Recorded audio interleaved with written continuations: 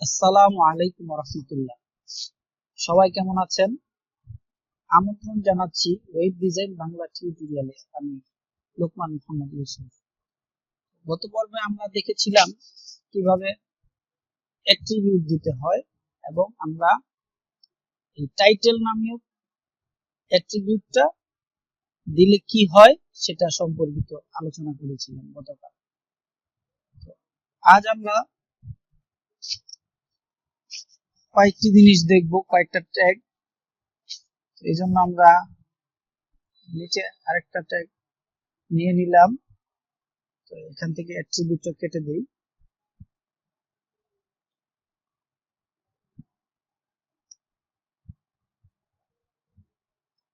প্যারাগ্রাফটা একটু বড় দিলে বেশি ভালো হয়। তো আমরা একটা প্যারাগ্রাফ নিয়ে আসি।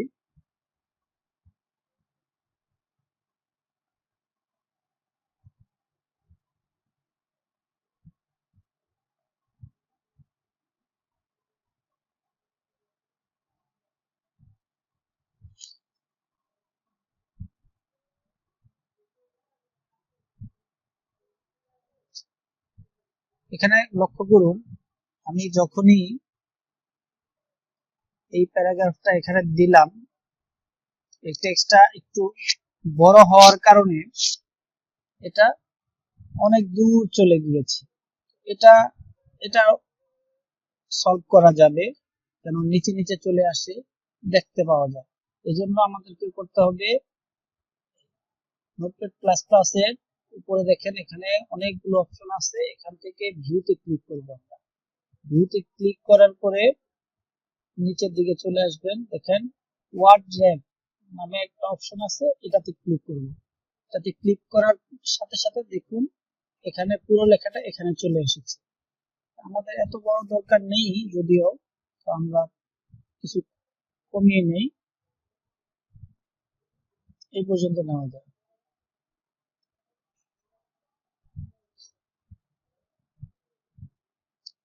তো এটাতে আমরা অ্যাপ্লাই করব।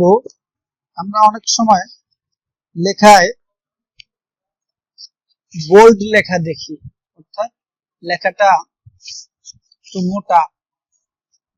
কখনো এই যে মোটা লেখাটা কিভাবে হয়, মোটা লেখাটা লেখার জন্য বি ট্যাগ ইউজ করতে হবে। বি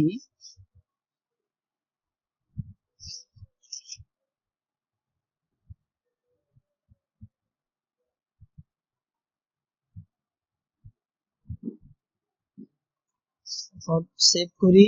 সেভ করার পরে আমরা আমাদের ব্রাউজারটা রিফ্রেশ করি। দেখুন এই এটা প্যারাগ্রাফ, কিন্তু এটার পরে যেই লেখাটা আছে এটা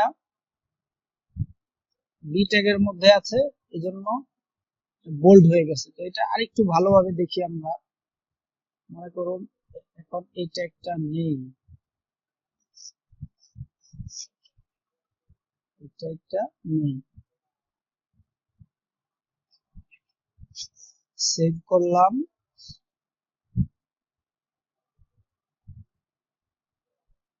এই দেখুন এখন স্বাভাবিক ফন্টে আছে, কিন্তু বোল্ড সাইজে নেই। আমরা বোল্ড কিভাবে করব?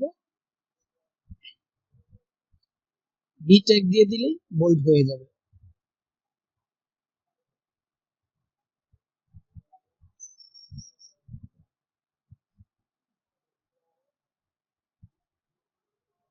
সেভ করে লক্ষ্য করুন, আমরা এটাকে একটু জুম করে নিই দেখতে সুবিধার জন্য। এখন আমরা রিলোডে ক্লিক করার সাথে সাথে দেখুন লেখাটা বড় হয়ে গিয়েছে। আশা করি বুঝতে পেরেছেন। এখন আমরা এই যে বি লিখে বোল্ড করলাম, এটা আরেকভাবে করা যায়। সেটা হলো এই বোল্ড না লিখে আমরা লিখব স্ট্রং।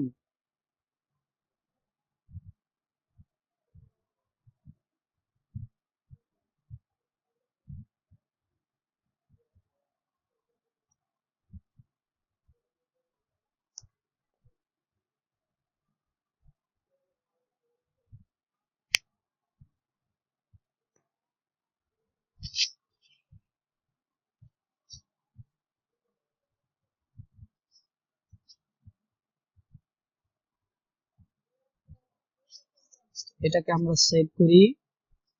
সেভ করে ব্রাউজারটা রিফ্রেশ করলেই আমরা দেখব যে হুবহু নিশ্চয়ই কিছু মিসিং আছে, আমরা দেখে নিই।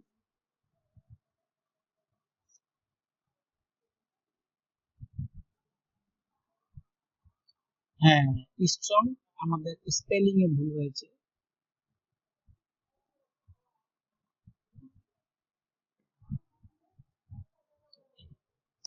এখন আমরা সেভ করি, সেভ করে রিফ্রেশ দেই, দেখুন এখন ঠিক কোডটা কাজ করেছে। তো এই বি দিয়ে বোল্ড করা এটা এখন স্ট্যান্ডার্ড নয়, কারণ প্রতিনিয়ত আমাদের HTML আপডেট হচ্ছে। তো HTML5 এ আমাদের 5 এর রুলস হলো স্ট্রং ট্যাগ ইউজ করতে হবে। তো আমরা আরেকটি ট্যাগ ইউজ করব, সেটা হলো EM।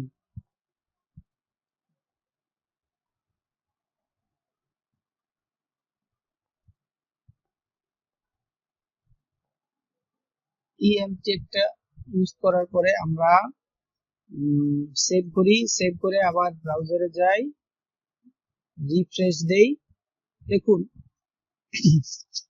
লেখা এসেছে, কিন্তু এটা বাঁকা ইটালিক আকারে এসেছে, বাঁকা অর্থাৎ ইটালিক আকারে। এখন বলবেন যে আমরা ইটালিক আকারে যে পেলাম, আমি ইটালিকও করতে চাই আবার বোল্ডও করতে চাই, সেই ক্ষেত্রে কিভাবে করব? সেই ক্ষেত্রে এখানে আবার আরেকটি ট্যাগ আমরা দিয়ে দিব, স্ট্রং।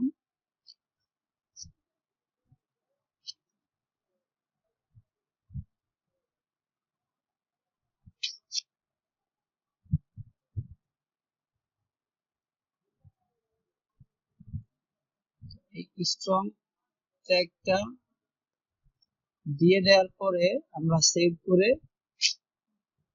ব্রাউজারে রিলোড দিব, দেখুন এটা তো বাঁকা হয়েছে ঠিক আছে, কিন্তু সাথে সাথে বোল্ডও হয়েছে। তো আশা করি বুঝতে পেরেছেন। আরেকটা জিনিস হলো, অনেকে এটাকে EM না দিয়ে অনেকে এই আই ট্যাগ ইউজ করে। তো এই আই ট্যাগ ইউজ করার দ্বারা একটা সমস্যা আছে, সেটা হলো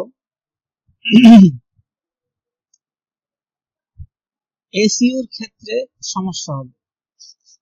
এটা স্ট্যান্ডার্ড নয়, অর্থাৎ যারা এসইও করবে তাদের জন্য সমস্যা হয়ে যাবে, আর স্ট্যান্ডার্ড ওয়েতে কাজ হবে না। তো এটা আমরা আগে জেনেছি যে স্ট্যান্ডার্ড ওয়েতে কাজ না করলে আমার কাজের ভ্যালু কমে যাবে। তো আমরা এই আইটা আমরা একটু দেখি, আই এর কাজও কিন্তু সেম করেছে, দেখুন সেম কাজটা করেছে। সেম কাজ করলেও এই আই ট্যাগ ইউজ করা নিষেধ করছে। তো এটাও আমরা দেখলাম। এখন কথা হলো, আপনি কিছু অংশ বোল্ড করতে চান, আবার কিছু অংশ ইটালিক করতে চান, সেই ক্ষেত্রে কিভাবে করব? তো সেই ক্ষেত্রে ধরুন আমি শুধুমাত্র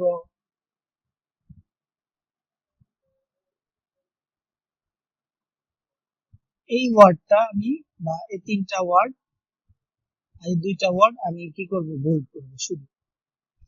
এই ক্ষেত্রে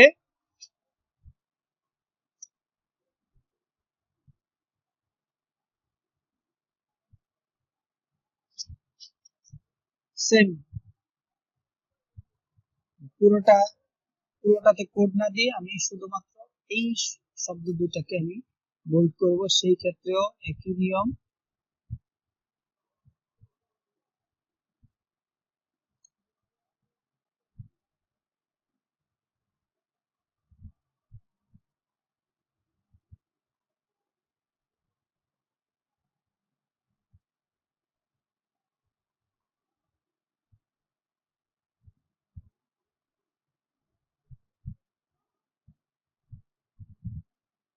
সেভ করি, সেভ করে আমরা ব্রাউজার রিফ্রেশ দেই। দেখুন শুধুমাত্র এই দুইটা শব্দই বোল্ড হয়েছে। তো এই কাজগুলি আরো আমরা যখন করতে থাকবো এই জিনিসগুলি, এখন যদিও এই ক্লাসটি একটু হেভিজিবি লাগতে পারে, কিন্তু কাজ করতে করতে এই একেবারে সিম্পল কাজ কখনোই, আরেকটা জিনিস লক্ষণীয়, কোনো কাজই কঠিন নয় যদি সেটা বারে বারে করতে থাকে, তাহলে কঠিন থেকে কঠিন কাজও সহজ হয়ে যায়।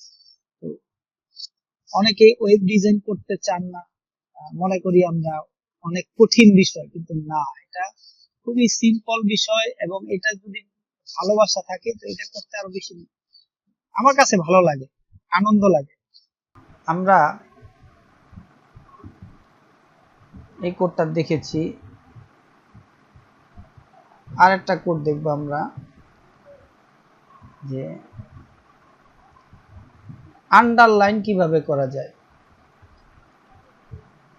আন্ডারলাইন করতে গেলে আমাদের আরেকটা ট্যাগ আছে, ট্যাগটা ইউজ করব আমরা।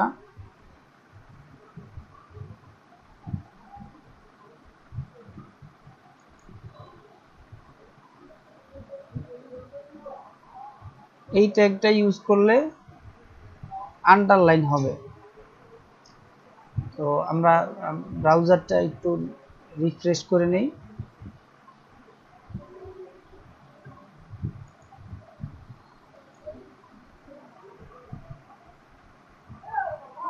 দেখো এখানে আরেকটা ট্যাগ ইউজ করেছি, ইউ ট্যাগ দিয়ে আমরা আন্ডারলাইন অ্যাপ্লাই করলাম। তো এই ইউ ট্যাগটা এখন আপাতত আমরা ইউজ করব না। আন্ডারলাইন লিখতে বা আন্ডারলাইন দিতে সিএসএস এর কাজ আছে, এটা যারা ডিজাইনার আছেন তারা এটাকে নিষেধ করে দিয়েছেন, এবং এটাই স্ট্যান্ডার্ড। এই কাজটা আমরা সিএসএস এ করব। তো এটা দিয়ে করা যায়, এই জন্যই দেখানো। তো আশা করি বুঝতে পেরেছেন।